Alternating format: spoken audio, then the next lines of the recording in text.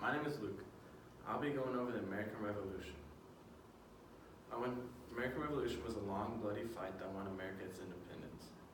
Today, I want to illustrate the steps that led to this.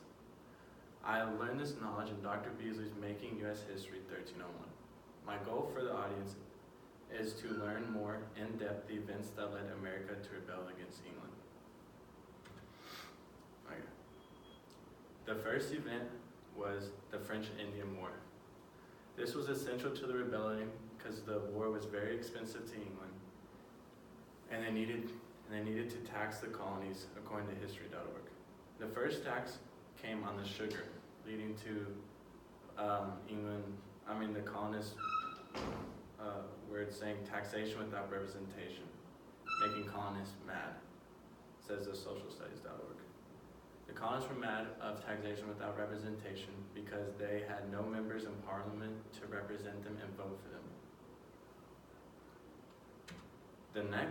The next event in 1770 was the Boston Massacre.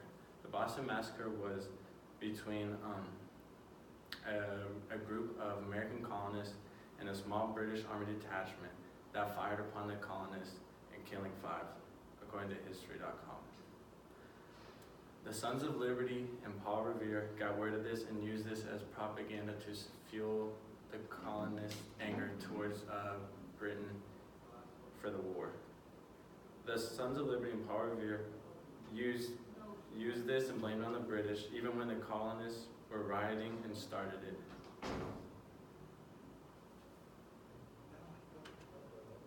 The next event in 1773 was the Boston Tea Party. The colonists were protesting the tea tax and the monopoly of the East Indian Company.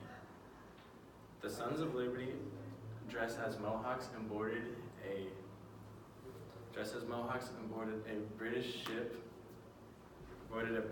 ship and dumped 10,000 euros worth of tea into the harbor, according to Britannica.com. This was a major act of defiance, and this showed the British that the colonists wouldn't let taxation without representation go away without a fight. This act rallied patriots across the colonies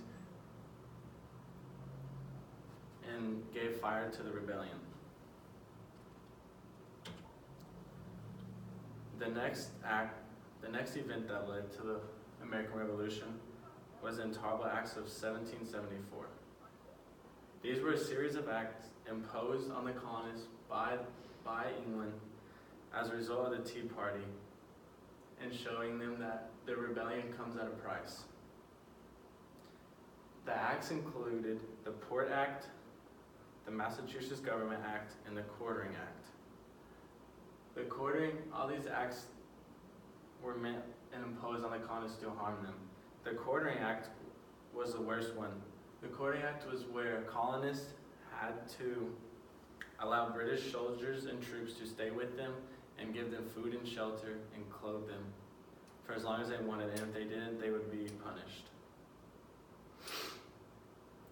With these acts, England tried to oppress the colonies with them and show why not to defy England, but this only angered the colonists more, and it led to an opposite effect.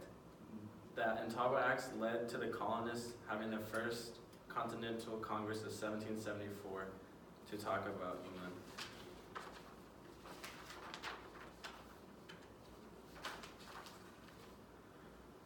The next event that happened that led to the American Revolution was Patrick Henry's Give Me Liberty or Give Me Death speech of 1775.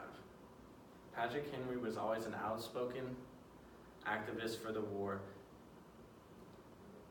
Patrick Henry gave his speech helping convince those in attendance to begin to prepare Virginia militia for the war against England. The speech flamed up the colonists all over the 13 colonies and convinced them that the war was ultimately inevitable. This was the last major event that led colonists to rebel and convince leaders that it was time to take up arms, according to Dr. Beasley. In conclusion, the American Revolution has a list of major events that happened in sequence that led to the ultimate American Revolution. It was a long, bloody fight that gave America its independence and established them as their own country, where others looked at them as their own country.